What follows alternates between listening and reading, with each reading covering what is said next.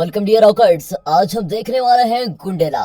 तो मूवी की शुरुआत में एक फैक्ट्री में काम करने वाले सैकड़ों लोग फैक्ट्री के खिलाफ विरोध कर रहे होते हैं। उनकी मांग है कि हमें अच्छी तनख्वाह दी जाए और साथ ही भेदभाव भी कम किया जाए। इस विरोध के दौरान फैक्ट्री के बड़े लोग स्पीकर के जरिए बोलते हैं, हमारा मंत्रालय आप लोगों की मांगे सुनने को तैयार है। जो 2-4 लोग आपकी अगुवाई कर रहे हैं, प्लीज वो अंदर आकर शांति से बैठकर हमसे बात कर सकते हैं। अब ये बात सुनकर वहाँ पर चल रहा प्रोटेस्ट आखिरकार रुक ही जाता है और फैक्ट्री में काम करने वाले 2-4 लोगों को अंदर भेज दिया जाता है। इस सब के दौरान पास वाली बिल्डिंग पर बैठा एक छोटा लड़का वहाँ चल रही सभी चीजों को देख रहा होता है और इस लड़के का नाम है संचका। अगले सीन में छोटा संचका बैठा हुआ है और अपने पापा रुद्रा का इंतजार कर रहा होता है। रुद्रा फैक्ट्री में काम करने वाले उन लोगों में से एक है जो फैक्ट्री में आंदोलन के लिए लोगों की अगुवाई कर रहे हैं। संचका अपने पापा से पूछता है, आप इन लड़ाई झगड़ों में क्यों शामिल रहना चाहते हैं? जिसके जवाब में रुद्रा बोलता है, बेटा हमेशा दूसरों की मदद करनी चाहिए और आसपास हो रही गलत चीजों के खिलाफ हमेशा आवाज उठानी चाहिए। वो अपनी बातों को जारी रखते हुए बोलता है, जो लोग एक दूसरे की मदद नहीं करते हैं उनके दिल में इंसानियत नाम की चीज ही नहीं होती है। अब 3 दिन गुजर चुके हैं, लेकिन जो लोग फैक्ट्री की बिल्डिंग में समझौता करने के लिए गए थे वो अभी तक वापस नहीं आए हैं। एक सुबह संचका उठता है और अपने माँ बाप के बीच हो रही बातचीत को सुन लेता है। वो फैक्ट्री के गायब हो चुके कर्मचारियों की बात कर रहे होते हैं।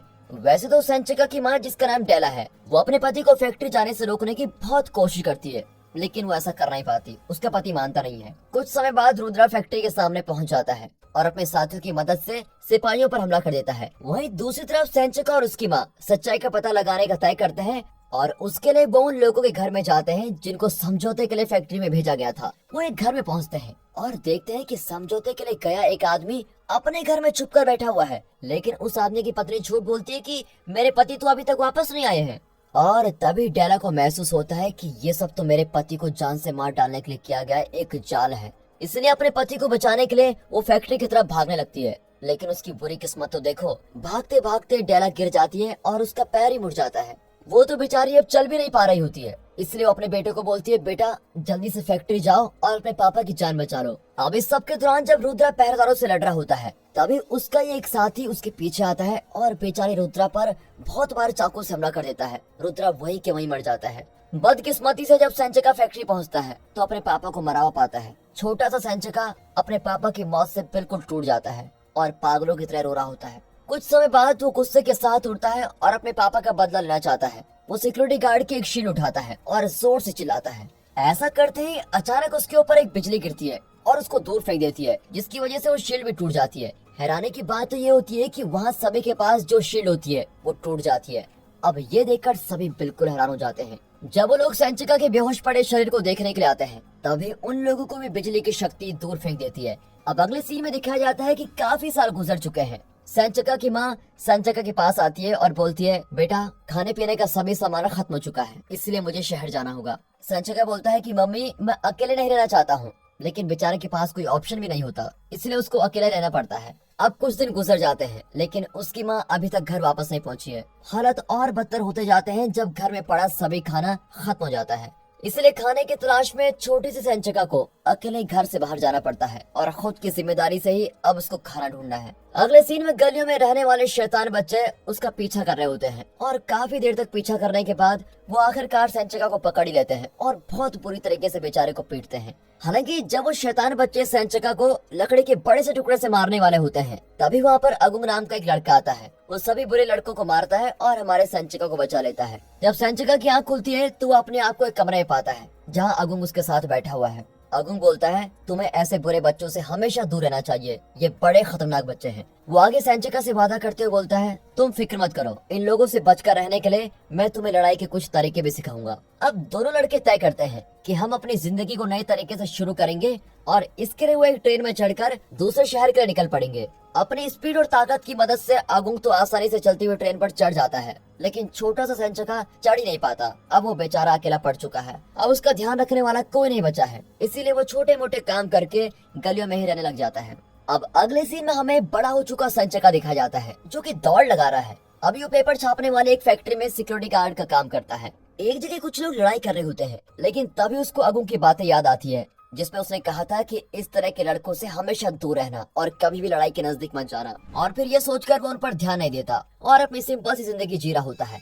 इस सब के बावजूद भी संचिका बिजली से अभी भी बहुत डरता है और जैसे उसको बिजली दिखती है तो वो एक जगह पर जाकर छिप जाता है। अगला सीन एक पार्टी का दिखाया जाता है जहाँ पर दो लोग पेनकोर नाम के किसी आदमी के बारे में बात कर रहे होते हैं। जाहिर तौर पर यह आदमी अपने बचपन के दिनों में बहुत ही बुरे दौर से गुजरा है। वो बात कर रहे होते हैं कि कैसे बच्चों ने पेनकोर का पूरा परिवार आग में जलकर मर गया था, लेकिन पेनकोर एक अलमीरा में छुपकर बच गया था। अब हमें पुराने समय का सीन दिखाया जाता है। पेनकोर का एक अंकल उसको एक छोटे मोटे अनाथालय में छोड़कर चला जाता है, जहाँ बहुत बच्चों के साथ बुरा व्यवहार किया जाता है। बार बार बुरे व्यवहार से पेनकोर बिल्कुल तंग आ चुका है और वो बाकी अनाथ बच्चों के साथ मिलकर एक प्लान बनाता है और अनाथालय के सभी बुरे मालिकों को मार देते हैं। कुछ समय बाद पेनकोर को अपने पापा के पैसे विरासत में मिल जाते हैं, जिसकी वजह से वो अपने साथी अनाथ बच्चों को ध्यान रखने लगता है। अब प्रेजेंट समय में दिखाते हैं पेनकोर बुरे काम करने वाले लोगों का मालिक है, जो कि इंडोनेशिया के बेईमान वकीलों को काबू करके रखता है। इसके अलावा पेनकोर के पास अनाथ लोगों की एक सेना भी है, जिनको मर्डर करने के लिए ट्रेन किया जाता है।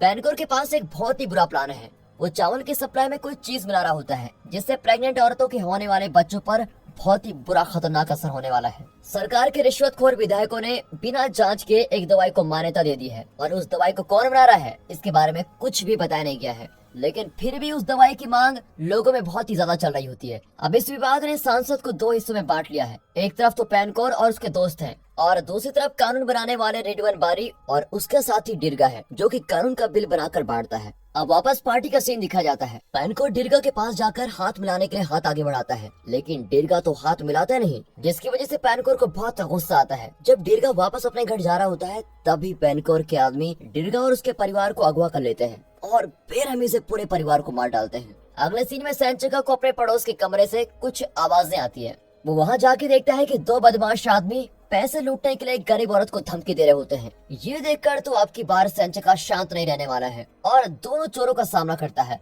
वो अपनी लड़ाई में मस्त तरीकों का इस्तेमाल करके दोनों बदमाशों को आसानी से हरा देता है। दोनों बदमाशों के चले जाने के बाद बुलोन नाम की वो औरत बोलती है, मेरे और मेरे भाई टेडी की जान बचाने के लिए आपका बहुत बहुत शुक्रिया। अब रात के समय जब सेंचिका फैक्ट्री में पहरेदारी कर रहा होता है, तभी बदमाश लोगों का एक बहुत बड़ा समूह वहाँ पर आता है और सेंचिका को पूरी तरह से पीटने लगता है। बदमाशों को तो लगता है कि सेंचिका मर गया है, इसीलिए वो सेंचिका को बिल्डिंग की छत से नीचे फेंक देते हैं। उस समय बारिश हो रही होती है। हैरानी की बात तो ये होती है कि वहाँ सेंचिका के शरीर पर बिजली गिरती है और उसको एक बिल्कुल सही जगह दे देती है। बिजली ने सेंचिका के सभी जख्मों को ठीक भी कर दिया है और वापस जिंदा भी कर दिया है। अगले दिन जब वो बाजार में घूम रहा होता है, वो देखता है कि बुलोन और बाजार के मालिक बात कर रहे हैं कि कैसे वो बदमाश गुंडों से खुद को बचा सकते हैं। तभी वहाँ बहुत सारे गुंडे आ जाते हैं और ये वही गुंडे हैं जिन्होंने सेंचिका को फैक्ट्री में पीटा था।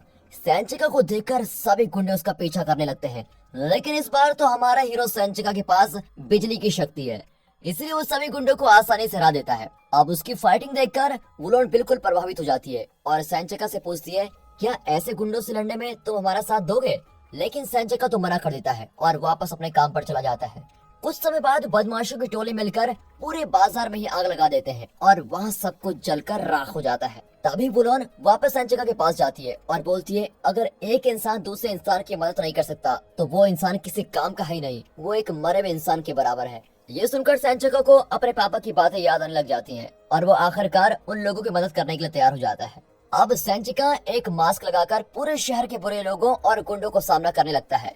एक लड़ाई के दौरान एक अजीब सा आदमी आता है और सेंचिका के पीछे हमला करके सेंचिका का थोड़ा सा खून अपने साथ लेके जाता है। इस सब के बाद भी सेंचिका डरता नहीं, क्योंकि उसको पता है कि बिजली की मदद से उसके शरीर के सभी घाव बिल्कुल ठीक हो जाएंगे। अब टीवी पर दिखाया जाता है कि शहर की ज्यादातर औरतों को एक जानलेवा बीमारी हो रही है और ये खाने के नए सामान आने के बाद से ही शुरू हुई है। टीवी पर यह भी बताया जाता है कि बीमार हुई प्रेग्नेंट औरतों के बच्चे आगे चलकर बुरे इंसान बन रहे हैं और इसी वजह से पूरे देश में अपराध बढ़ते जा रहे हैं। ये सब पेनकोर और उसके साथियों ने किया है। उन्होंने ऐसा इसलिए किया ताकि वो बीमार का इलाज करने वाली दवा को ज्यादा से ज्यादा बांट सके। अगले सीन में सेंचिका को अपनी बिजली वाली शक्तियों पर काबू करना आ जाता है और वो अपने लिए एक बढ़िया सा सूट तैयार करता है। वो पूरे शहर के बुरे लोगों और गुंडों से लड़ता रहता है और ऐसा कर करके वे गरीब परिवारों को सुरक्षा करना होता है। हमारे सेंचिका का नया सूट किसी सुपर हीरो के सूट से कम नहीं लग रहा है और अब वो बहुत सारे गुंडों पर खतरनाक तरीके से हमला करता रहता है।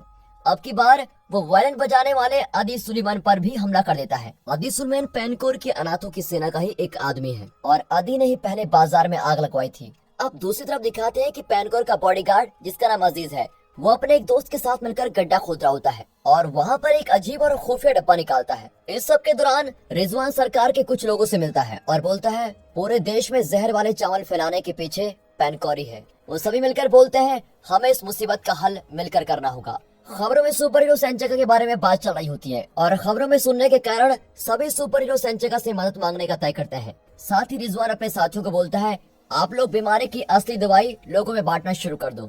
दूसरी तरफ दिखाते हैं कि पैनकोर के पास एडी सुलेमान की लाश पहुंचती है। अब लाश को देखकर पैनकोर गुस्से में आग बबूला हो जाता है क्योंकि सुलेमान एक अनाथ था और साथ ही उसका ध्यान रखने की जिम्मेदारी पैनकोर की संस्था ने ली थी। पैनकोर बोलता है हमारी अनाथ सेना के सभी लोगों को इकट्ठा करो। जो उस नए सुपर हीरो ने हमारे सुलेमान के साथ किया उसके लिए हम इस सुपर हीरो को मौत देने वाले हैं। अब कुछ समय बाद ही अनाथों की सेना के सभी लोगों को फोन किया जाता है और जल्दी पूरे शहर में उथल पुथल मचने लग जाती है।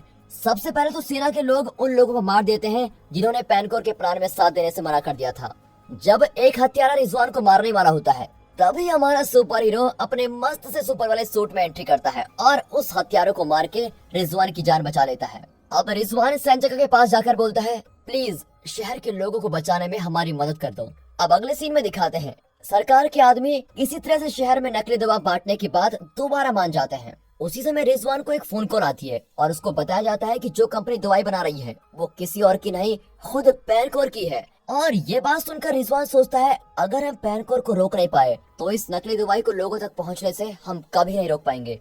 उसको महसूस होता है कि दवाई ले जाने वाली गाड़ियों को सिर्फ एक ही इंसान रोक सकता है और वो इंसान हमारा सुपर हीरो सेंचेका है। रिजवान सेंचेका को फोन करता है और सभी चीजें फोन पर ही समझा देता है। हालांकि जैसे ही सेंचेका फोन रखता है तभी पैनकोर अपने आदमियों की सेना के साथ वहां पहुंच जाता है। पैनकोर उनसे सेंचेका को जान से मारने के लिए बोलता है। वैसे तो हमारा सेंचेका अभी कमजोर महसूस कर रहा है लेकिन फिर भी अपनी शक्तियों का इस्तेमाल करके वो एक एक हथियारों को मार देता है। जैसे ही पैनकोर पीछे से सेंचेका पर हमला करने वाला होता है तभी रिजवान आकर पैनकोर को गोली से मार देता है और हमारे सुपर हीरो को बचा लेता है। वहीं दूसरी तरफ लोगों को नकली दवा लगने वाली होती है। शायद उस दवाई की वजह से वो बीमार भी हो सकते हैं या फिर उनकी जान पर खतरा भी हो सकता है। अब खतरे को जानते हुए सेंचेका मोटर बाइक से जाता है ताकि वो नकली दवाइयों वाली गाड़ी को रोक सके।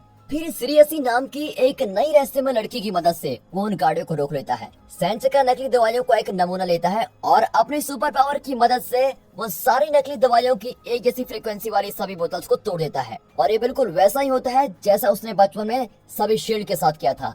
आखिरकार सभी लोगों के ऊपर से नकली दवा का खतरा टल जाता है और सभी लोगों की जान बच जाती है। आखिर में पैनकोर का एक साथी गाजुल एक दीवार तोड़ता है और उसमें से एक प्राचीन मकबरा निकलता है। इसके बाद वो रहस्यमय डब्बा लेकर आते हैं जो कि उन्हें पहले मिला था। अब वो किसी चीज को उस डब्बे के अंदर छिड़काता है और पता लगता है कि जो चीज उसने अंदर छिड़काई वो हमारे सुपर हीरो सेंचेका का खून है जो कि पहली लड़ाई के दौरान निकाला गया था। इसके बाद वो डब्बे में रखे एक सर को मकबरे में रखे धड़ के साथ जोड़ देता है और अब हमारे सामने हॉक विलोवुक नाम का एक पुराना समय वाला खतरनाक योद्धा जिंदा हो जाता है। गजुल सेंचेका के बारे में विलुक को बता देता है लेकिन उस सेंचेका का नाम गुंडाला बताता है। आखिर में विलुक आदेश देता है तुम कुछ खतरनाक हथियारों की सेना बनाओ ताकि हम इस गुंडाला से अच्छी जंग कर पाए। और दोस्तों इसी के साथ ये मूवी यहाँ पर खत्म